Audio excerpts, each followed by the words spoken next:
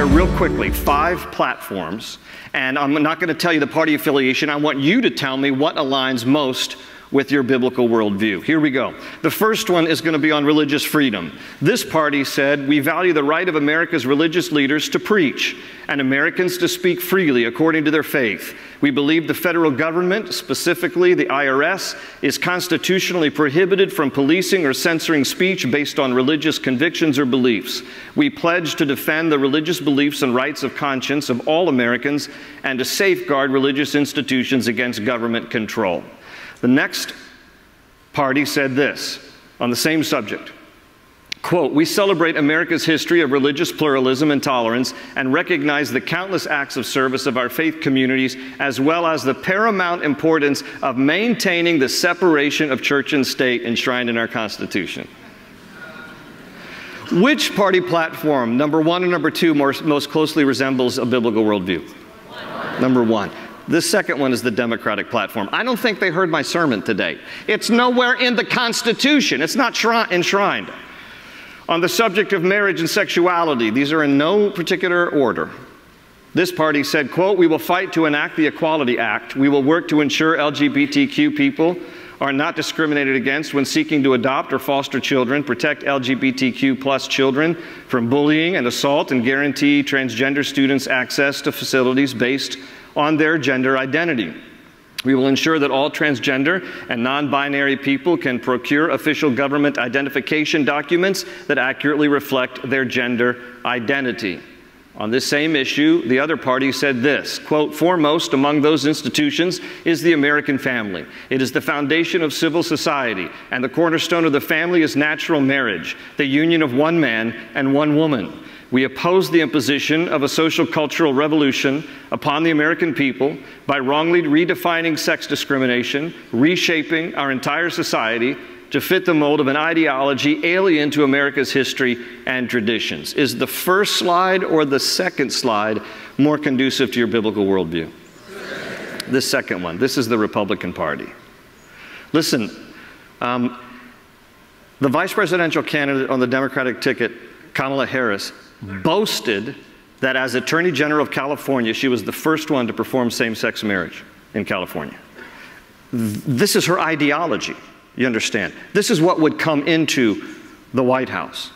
Joe Biden on a town hall forum just the other night, you might have seen it on TV, when asked by a mom who had young children, he said to her, I believe it's perfectly acceptable for 8 to 10-year-old children to define their own sexuality. Have we lost our minds? Facebook used to post 70 options until they took it off because they realized maybe that's a little excessive. A little bit. But this is what is happening. How about the whole agenda of Drag Queen Story Hour? Have you been reading up on this? It's hitting the public schools where drag queens are invited in to read storybooks to elementary-age children. What is happening here? The agenda that is pushing that is a liberal progressive, I'll say demonically inspired agenda to advance that kind of a thing. On the issue of the economy, one party said, quote, government cannot create prosperity, though government can limit or destroy it. Prosperity is the product of self-discipline, enterprise, saving, and investment by individuals, but is not an end in itself. The other party said, we will forge a new social and economic contract with the American people, a contract that creates millions of new jobs and promotes shared prosperity. Which one more closely aligns, slide 1 or this slide? Slide 1. You know what the buzzwords are here? Shared prosperity. That's political speak. It's socialism. It's the redistribution of wealth. And let me just quickly add here, you know, for those of you millennials or new Gen Xers or Gen Zers who are really enthralled with the idea of everything is free, free tuition, free healthcare, everything's free. Let me tell you something. Wait a minute. I got a C in economics in college. I had a great economics professor, though, Dr. Walter Williams, the first conservative black man I ever met in my life. But I learned this much. If you think everything is free, you're mistaken. because somebody's paying for that. And guess who? It's you. So what happens is when the government gives you free stuff, they have to jack up taxes to pay for your free stuff. When they jack up your taxes, you can't afford anything anymore. So now you're more dependent on the government, and thus the cycle continues. The Bible doesn't teach socialism. You know what the Bible teaches? The Bible teaches that hard work will be rewarded.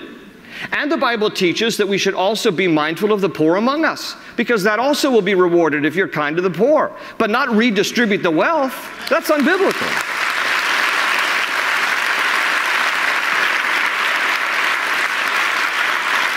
In Proverbs 13, verse 4, it says, but those who work hard will prosper. In Proverbs 22, verse 9, it says, he who has a generous eye will be blessed, for he gives of his bread to the poor.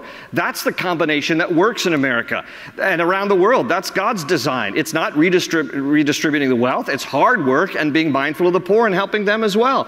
I don't know if you might have caught this, if any of you follow on our social media, but among the comments as people were writing, I took note of one man's comment on our social media in anticipation of today's teaching with a warning. And he said this, he said, I come from a country, and he named it Venezuela. I come from a country, Venezuela, where the church did not get involved in politics, and the result was evil took power. If the church does not speak the truth, nobody will. Wake up, beloved America. It's true. It's true. Because socialism and government overreach is what has ruined Venezuela. We got to make sure that doesn't happen in America. Real quickly, a couple more topics. I'll be honest, the topic of Israel, it's precious to us as evangelical Christians. Not too terribly different, and I'll just tell you right up front, this is the Democratic platform. We recognize the worth of every Israeli and every Palestinian. That's why we will work to help bring to an end a conflict that has brought so much pain to so many. We support a negotiated two-state solution that ensures Israel's future as a Jewish and democratic state with recognized borders and upholds the right of Palestinians to live in freedom and security in a viable state of their own. The Republicans said, beyond our mutual strategic interest, Israel is likewise an exceptional country that shares our most essential values. It is the only country in the Middle East where freedom of speech and freedom of religion are found. Therefore, support for Israel is an expression of Americanism, and it is the responsibility of our government to advance policies that reflect Americans' strong desire for a relationship with no daylight between America and Israel.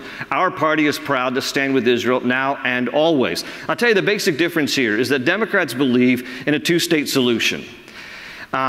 And Republicans basically believe, give Israel the land that they deserve and the borders that they are entitled to, seeing as how God already established their borders to be much larger than they presently are, and with the hopes and desire that the Palestinians will be able to live peacefully within the nation of Israel, as they once did prior to 1947. The problem is, until Hezbollah and Hamas stops firing rockets into Israel, that's not going to happen. And unfortunately, though, you're seeing little by little peace agreements happening under this president, a new peace deal between Israel and United Arab Emirates and Israel and Bahrain. And this president, in regards to Israel, was the only one who not only said it, because the past 4 presidents have said it too, but he was the only one who actually did move the U.S. embassy from Tel Aviv to Jerusalem.